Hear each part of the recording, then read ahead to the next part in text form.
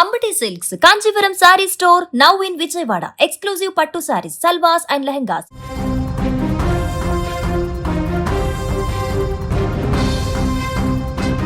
భారత్ పాకిస్తాన్ మధ్య యుద్ధం తనే ఆపానంటూ అప్పట్లో గొప్పలు చెప్పుకుంటున్నటువంటి ట్రంప్ ఆ తర్వాత మాట మార్చాడు.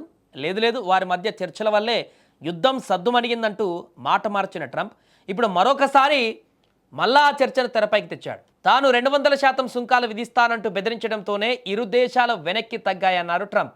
వాషింగ్టన్లో జరిగినటువంటి బోర్డ్ ఆఫ్ పీస్ కార్యక్రమంలో మాట్లాడిన ట్రంప్ 2025లో భారత్ పాకిస్తాన్ మధ్య తలెత్తినటువంటి ఉద్రిక్తతలపైన మాట్లాడారు. ఆ సమయంలో భారత పాక్ రెండు యుద్ధానికి సిద్ధమయ్యాయని తాను ఫోన్ చేసి తీవ్రంగా హెచ్చరించినట్టుగా ట్రంప్ తెలిపారు. మీరు యుద్ధం ఆపకపోతే మీ ఉత్పత్తులపైన 200% టారిఫ్ విధిస్తాను, మీతో వ్యాపార సంబంధాలు తెంచుకుంటానని వార్నింగ్ ఇచ్చాను.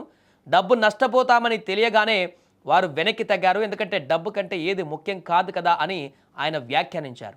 ఈ ఘర్షణలో ఏకంగా 11 యుద్ధ విమానాలు కూలిపోయాయని ట్రంప్ ఈసారి కొత్త సంఖ్యను ప్రస్తావించాడు. గతంలో ఇదే అంశంపైన మాట్లాడుతూ ఆయన ఒకసారి 5 అన్నారు, ఒకసారి 7 అన్నారు, ఒకసారి 8 విమానాలు అన్నారు, ఇంకోసారి 10 అంటూ వేర్వేరు సంఖ్యలు చెప్పడం ఇప్పుడు గమనార్హం. తన జోక్యంతో 2.5 కోట్ల మంది ప్రాణాలను కాపాడారని పాక్ ప్రధాని షహబాజ్ షరీఫ్ తనతో అన్నారని కూడా ట్రంప్ గుర్తు చేసుకున్నారు. అయితే ట్రంప్ వాదనలను భారత విదేశీ వ్యవహారాల శాఖ మాత్రం తీవ్రంగా ఖండించింది. ఇప్పుడు పాకిస్తాన్తో ఎలాంటి మూడో పక్ష మధ్యవర్తిత్వాన్ని తాము అంగీకరించలేదని, కేవలం డీజీఎంఓ స్థాయిలోనే చర్చలు జరిగాయని స్పష్టం చేసింది. 2025లో జరిగిన ఆపరేషన్ సింధూర్లో ఏ ఒక్క భారత విమానం కూడా కూలలేదని తేల్చి చెప్పింది. ఎందుకంటే విమానం కూలితే విమానంలో ఉన్నటువంటి పైలట్ కూడా చనిపోయేటువంటి పరిస్థితి ఉంటుంది పాకిస్తాన్లో వెళ్ళి కూలిపోతే. మరి ఆ అడ్రస్ లేదుగా ఇంతవరకు. Simple logic. ట్రంప్ ఇన్నిసార్లు పదే వాదిస్తున్నా ఒక్క విమానం కూలినా కూడా విమానానికి సంబంధించినటువంటి పైలట్ ఎక్కడా, మరి అదైతే దాచిపెట్టలేరు కదా. వారికి సంబంధించిన కుటుంబం కానీ ఆ ప్రాంతం వాళ్ళు అడుగుతారు కదా. ఇదే అంశం ఎన్నిసార్లు ప్రస్తావించినా కూడా ట్రంప్ మరలా అదే వాదన వినిపిస్తున్నారు. ఈ వ్యవహారం పైన తాజాగా విదేశాంగ మంత్రి ఎస్ జయశంకర్ ఎన్నికల స్టంట్ల కోసం ఇతర దేశాల ద్వైపాక్షిక విషయాలలో కట్టుకథలు చెప్పడం సరికాదంటూ ఆయన పరోక్షంగా చురకలండించారు ఇప్పుడు ట్రంప్కి. అంటే ఇంకా నోబెల్ బహుమతి ఇచ్చే వరకు ఈ కథనాలు ఇంకా అల్లుకుంటూనే పోతారు కావచ్చు ట్రంప్ గారు. ముఖ్యంగా అక్కడ తాజా పరిస్థితులకు, అంటే ఎన్నికలు కూడా లోకల్ ఎన్నికలు అక్కడ కొన్ని ఉండడం వల్ల దానిలో భాగంగా కూడా ఈ యొక్క అంశాన్ని పదే ప్రస్తావిస్తున్నట్టుగా తెలుస్తుంది.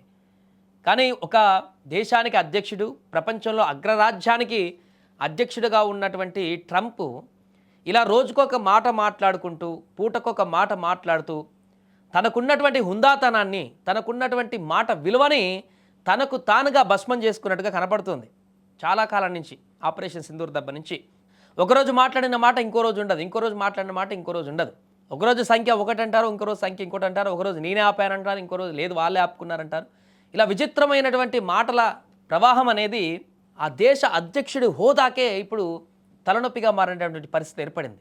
ఒకప్పుడు అమెరికా ఒక మాట మాట్లాడితే, అధ్యక్షుడి నుంచి ఒక మాట జారితే దానికి ప్రపంచం మొత్తం కూడా చాలా స్ట్రిక్ట్గా ఆ మాటకు వాల్యూ ఇచ్చేది.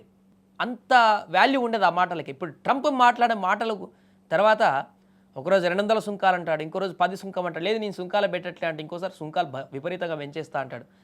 ఇలా ఆ వింతైనటువంటి మాటల ధోరణితోటి అమెరికా అధ్యక్ష పదవిలో ఉన్నటువంటి ఆ హోదాకు ఉన్నటువంటి మాటలు క్రమంగా తగ్గిపోతున్నటువంటి పరిస్థితి ఏర్పడింది. ఏదేమైనా మరొకసారి ఆ పాత అంశాన్ని గెలికి ట్రంప్ మరోదో చేసేటువంటి ప్రయత్నం చేస్తున్నట్టు కనపడుతుంది. దీన్ని మన విదేశాంగ శాఖ మంత్రి క్లియర్గా ఖండించారు. ట్రంప్ చేసేటువంటి వాదనలు ఇప్పుడు మరొకసారి వైరల్గా మారుతున్నాయి.